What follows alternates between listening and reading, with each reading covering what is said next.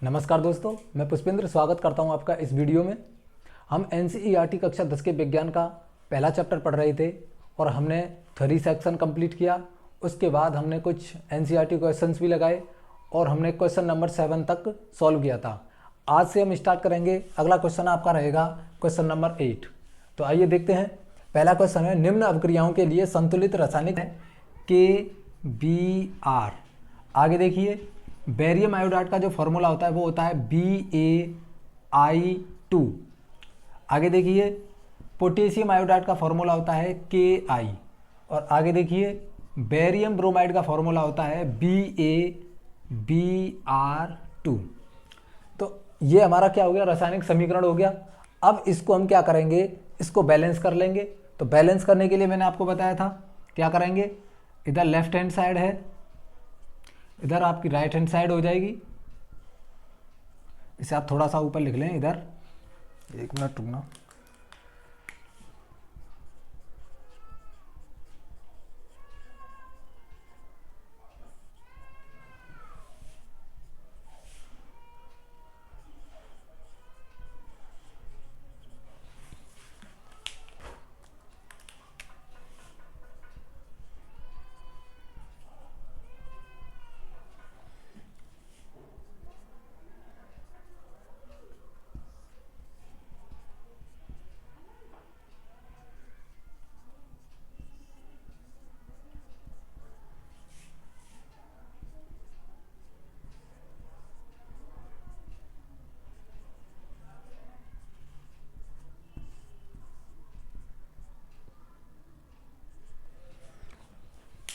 आप इस तरीके से लिख लेंगे। तो सबसे पहले हम देखते हैं, इधर पोटेशियम कितना है, 1 है। इधर भी कितना है, 1 है। इधर देखिए ब्रोमीन कितना है, 1 है। इधर ब्रोमीन कितना है, 2 है। तो मैं इधर क्या करूँगा, इधर मैं इसमें 2 का मल्टीप्लाई करूँगा। तो ये मेरे पास पोटेशियम भी कितना हो जाएगा, 2 हो जाएगा। और ब्रोमीन भी कितना हो जाएगा, मेरे पास 2 हो जाएगा। अब आगे देखिए, इधर मेरे पास बेरियम कितना है, 1 है। इधर बेरियम कितना है, 1 है, ठीक है। इधर आयोडीन कितना है, 2 है। इधर आयोडीन कितना है, 1 है। तो इधर भी मैं क्या करूँगा, 2 का मल्टीप्लाई करूँगा। तो ये भी 2 हो जाएगा और ये आयोडीन भी 2 हो जाएगा। अब आप एक बार मैच करके देखिए कौन कौन सा पूरा हो गया है। देखिए इधर देखो, पोटेशियम 2 है, पोटेशियम 2 हो गया। ब्रोमीन कितना है मेरे पास, इधर 2 है और इधर भी कितना है, 2 है, ये भी कंप्लीट हो गया। बेरियम कितना है, 1 है, ये 1 हो गया। आयोडीन कितना 2 है, ये भी 2 हो गया। कहने का मतलब है ये हमारा जो समीकरण है ये हमारा क्या हो गया, बैलेंस हो गया है, संतुलित हो गया है। जिसके आगे हमने जितने का मल्टीप्लाई किया है हम वहाँ उसे लिख देंगे। जैसे मैंने पोटेशियम ब्रोमाइड के आगे 2 का मल्टीप्लाई किया तो मैं 2 लिख दूंगा इधर। और इधर मैंने पोटेशियम आयोडाइड के आगे कितने का, 2 का मल्टीप्लाई किया है, इधर मैं 2 लिख दूंगा। और ये मेरा समीकरण क्या हो जाएगा, बैलेंस हो जाएगा। अच्छा, ये बैलेंस तो हो गया, लेकिन अभी हमको बताना है कि ये जो समीकरण है इसमें किस प्रकार की अभिक्रिया हो रही है। अभिक्रिया मैंने आपको बताई थी, विस्थापन अभिक्रिया, द्विविस्थापन, संयोजन, वियोजन अभिक्रिया। ये अभिक्रिया हमको क्या है इसमें बतानी है। तो आप देखिए इसमें कि कौन सी अभिक्रिया हो रही है। तो ध्यान से देखो, अगर मैं इस समीकरण को ध्यान से देखता हूं तो देखिए इधर जो इधर आयोडीन है, ध्यान से देखो, इधर आयोडीन पोटेशियम के साथ और जो ब्रोमीन है वो बेरियम के साथ जा रहा है। कहने का मतलब है यहाँ 2 तत्वों के आयनों का आदान प्रदान हो रहा है। देखिए यहाँ पोटेशियम के साथ ब्रोमीन था तो ब्रोमीन किसके साथ चला गया, ब्रोमीन चला गया बेरियम के साथ। और यहाँ पर पोटेशियम के साथ कौन आ गया, आयोडीन आ गया। तो इसका मतलब ये अभिक्रिया कौन सी हो जाएगी, द्विविस्थापन अभिक्रिया हो जाएगी।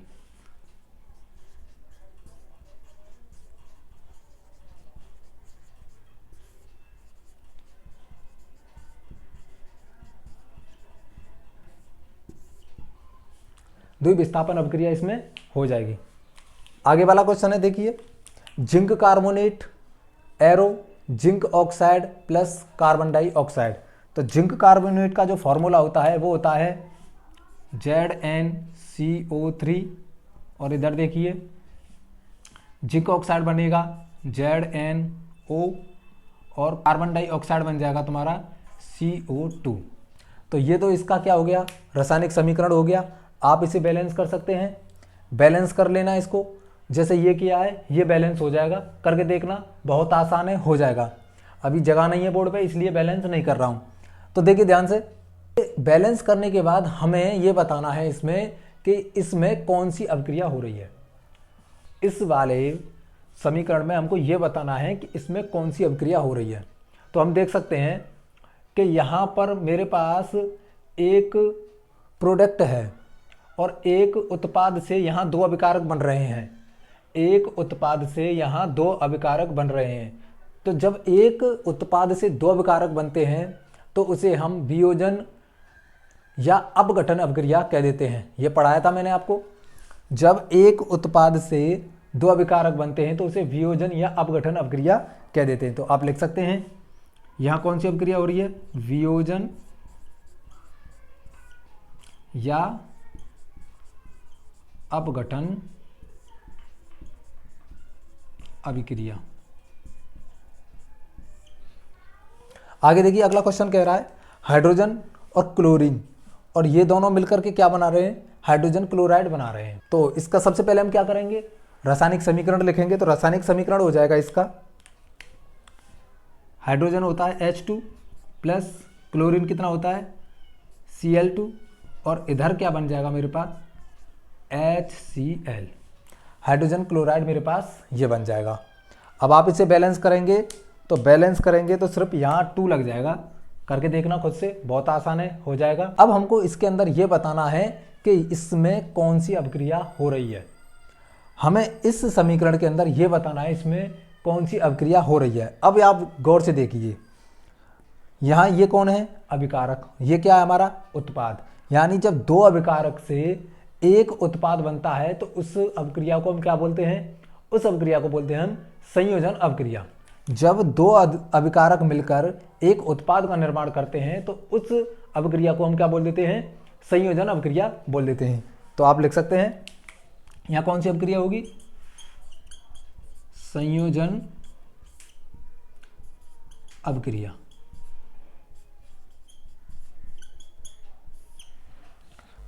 अगला क्वेश्चन है आपका मैग्नीशियम प्लस हाइड्रोक्लोरिक अम्ल, इनकी दोनों की अभिक्रिया कराने पर हमें मैग्नीशियम क्लोराइड और हाइड्रोजन गैस हमें मिलती है।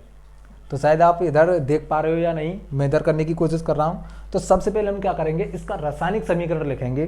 तो देखिए सबसे पहले हम क्या करेंगे, रासायनिक समीकरण लिखेंगे। इधर हो जाएगा ये मैग्नीशियम Mg हो गया प्लस हाइड्रोक्लोरिक अम्ल, ये हो जाएगा HCl,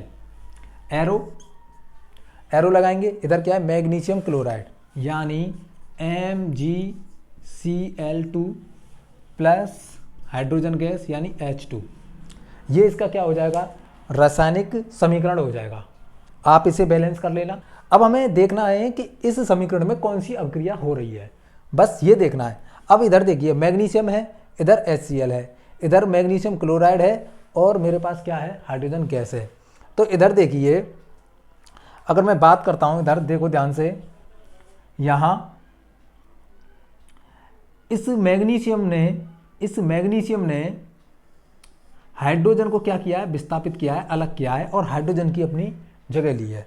इस मैग्नीशियम ने हाइड्रोजन को क्या कर दिया, विस्थापित कर दिया है और हाइड्रोजन की जगह इस मैग्नीशियम ने ले ली है। आगे देखिए इधर मैग्नीशियम किसके साथ आ गया, क्लोराइड के साथ आ गया, और जो हाइड्रोजन था वो विस्थापित होकर इधर आ गया। तो इसमें कौन सी अभिक्रिया हुई है, तो हम कह सकते हैं इसमें हुई है विस्थापन अभिक्रिया। तो आप लिख सकते हैं विस्थापन अभिक्रिया।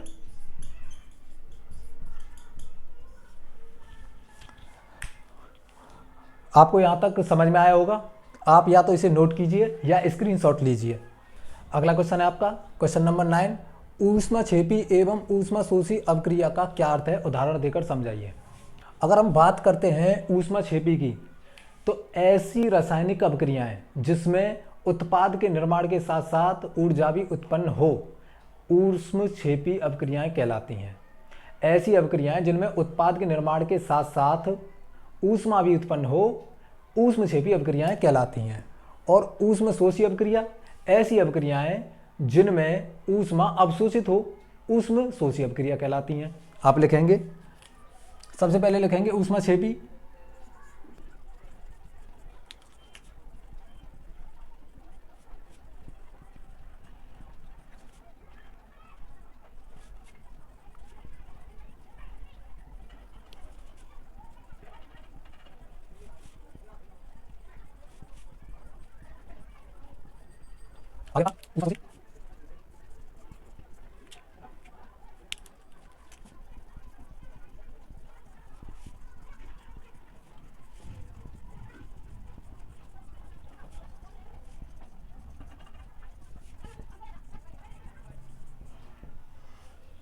तो आप देख सकते हैं ऊष्माक्षेपी अपक्रिया ऐसी रासायनिक अपक्रिया जो उत्पाद के साथ साथ ऊर्जा भी उत्पन्न करती हैं, ऊष्माक्षेपी अपक्रिया कहलाती हैं। और ऊष्माशोषी अपक्रियाएं ऐसी रासायनिक अपक्रियाएं जिनमें ऊष्मा अवशोषित होती है, उन्हें हम क्या बोलते हैं? ऊष्माशोषी अपक्रियाएं बोलते हैं। अगला क्वेश्चन है आपका, श्वसन को ऊष्माक्षेपी अपक्रिया क्यों कहते हैं? वर्णन कीजिए। ये मैंने आपको बताया भी था कि श्वसन को ऊष्माक्षेपी अपक्रिया क्यों कहते हैं, क्योंकि यहाँ ग्लूकोज का अणु ऑक्सीजन से अपक्रिया करने के बाद कार्बन डाइऑक्साइड गैस, जल और ऊर्जा प्रदान करता है, इसलिए वो ऊष्माक्षेपी अपक्रिया कहा जाता है। आप लिख सकते हैं।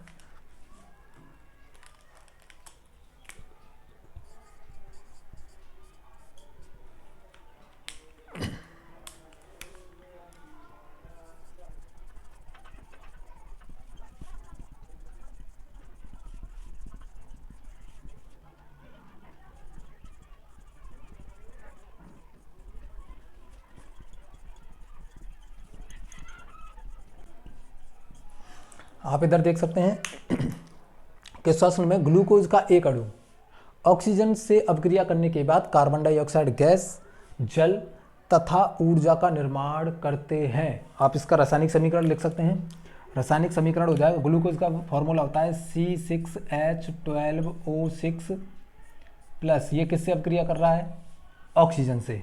तो इधर हमारे पास क्या हो रहा है? CO2 कार्बन डाइऑक्साइड गैस बन रही है, H2O जल बन रहा है, प्लस ऊर्जा भी हमें साथ ही साथ मिल रही है।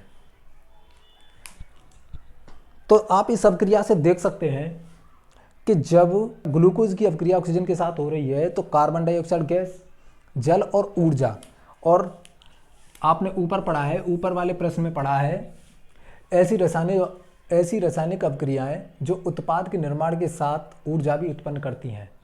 यानी ये हमारे क्या हो गए? उत्पाद। ये क्या हो गए? हमारे अभिकारक।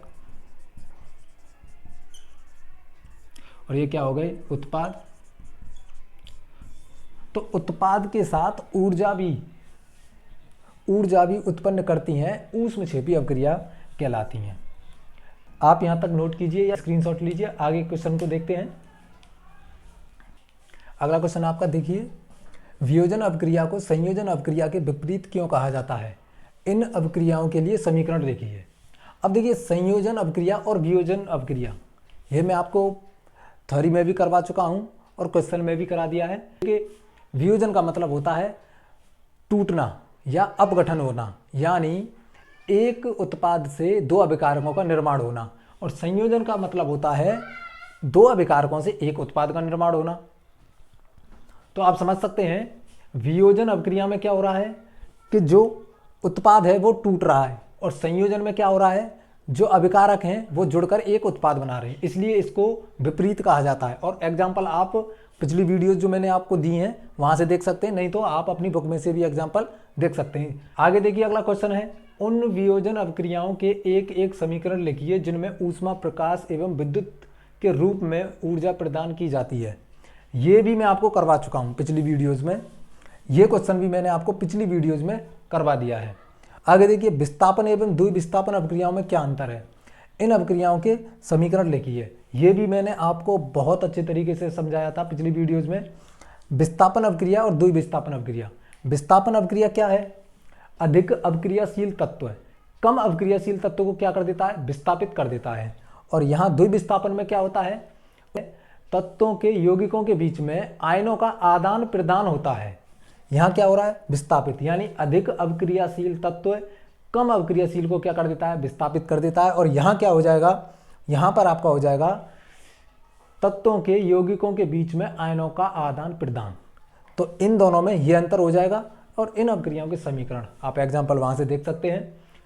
आगे देखिए, सिल्वर के शोधन में सिल्वर नाइट्रेट के विलयन से सिल्वर प्राप्त करने के लिए, ध्यान से दोबारा से पढ़ना, सिल्वर के शोधन में सिल्वर नाइट्रेट के विलयन से सिल्वर प्राप्त करने के लिए कॉपर धातु विस्थापित किया जाता है। तो इस प्रक्रिया के लिए अभिक्रिया लिखिए। तो इस क्वेश्चन को हम देख लेते हैं। देख सकते हैं, सिल्वर नाइट्रेट की अभिक्रिया जब कॉपर के साथ कराई जाती है तो कॉपर सिल्वर को क्या कर देता है, विस्थापित कर देता है। आप देख सकते हैं यहाँ पर ये कॉपर है, यहाँ क्या है, सिल्वर है। अब एक बात तो हमें पता है, सिल्वर में से और कॉपर में से बात की जाए, दोनों धर कॉपर अधिक अभिक्रियाशील है और जो सिल्वर है हमारी वो कम अभिक्रियाशील है। तो क्या करेगा, कॉपर अधिक अभिक्रियाशील होने के कारण सिल्वर को क्या कर देगा, विस्थापित कर देगा और ये इसकी जगह ले लेगा। आप देख सकते हैं कॉपर ने इसकी जगह ली तो यहाँ कॉपर नाइट्रेट बन गया और हमारा Ag यानी सिल्वर अलग हो गया। यानी सिल्वर नाइट्रेट की अभिक्रिया अगर कॉपर के साथ कराई जाती है तो हमें कॉपर नाइट्रेट और सिल्वर मिल जाता है। तो आप लिख सकते हैं ये कॉपर हो गया, ये हमारा हो जाएगा सिल्वर नाइट्रेट,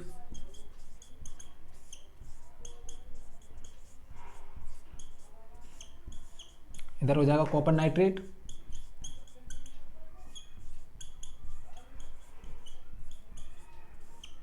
इधर हो जाएगा आपका ये चांदी या हम बोल सकते हैं सिल्वर। आप यहाँ तक का स्क्रीनशॉट लें या नोट करें। आगे के क्वेश्चंस को हम और देखते हैं। अगला क्वेश्चन देखिए, अगला क्वेश्चन देखिए आप, अवक्षेपण अभिक्रिया से आप क्या समझते हैं, उदाहरण देकर समझाइए।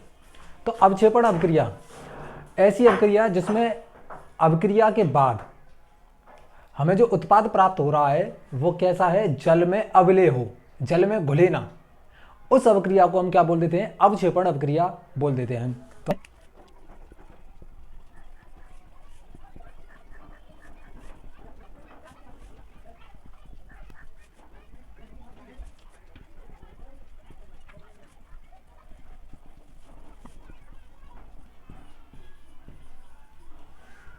आप देख सकते हैं रासायनिक अभिक्रिया के बाद प्राप्त उत्पाद जल में अविलेय है, यानी जल में नहीं घुल रहा है, तो ऐसी अभिक्रिया को हम क्या बोल देते हैं, अवक्षेपण अभिक्रिया बोल देते हैं।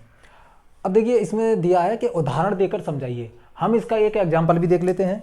तो आप एग्जाम्पल लिखेंगे,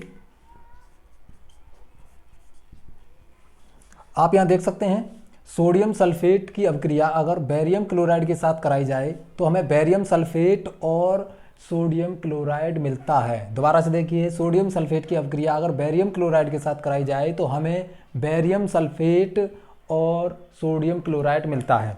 तो आप इसे देख सकते हैं, जो बेरियम सल्फेट है ये क्या है, जल में अघुलनशील है। ये क्या है, जल में अघुलनशील पदार्थ है, इसलिए ये अभिक्रिया कैसी हो जाएगी, एक अवक्षेपण अभिक्रिया हो जाएगी।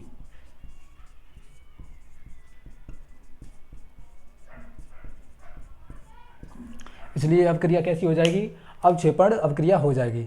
आप इस समीकरण को, आप इस इक्वेशन को बैलेंस भी कर सकते हैं। आपको सिर्फ इधर 2 लगाना है और ये बैलेंस हो जाएगी। और आगे के क्वेश्चंस को हम अगली वीडियो में देखेंगे। आपके क्वेश्चन नंबर 15 तक करा दिए हैं और इस चैप्टर में टोटल 20 क्वेश्चन है, यानी अगले 5 क्वेश्चन हम अगली वीडियो में देखने वाले हैं।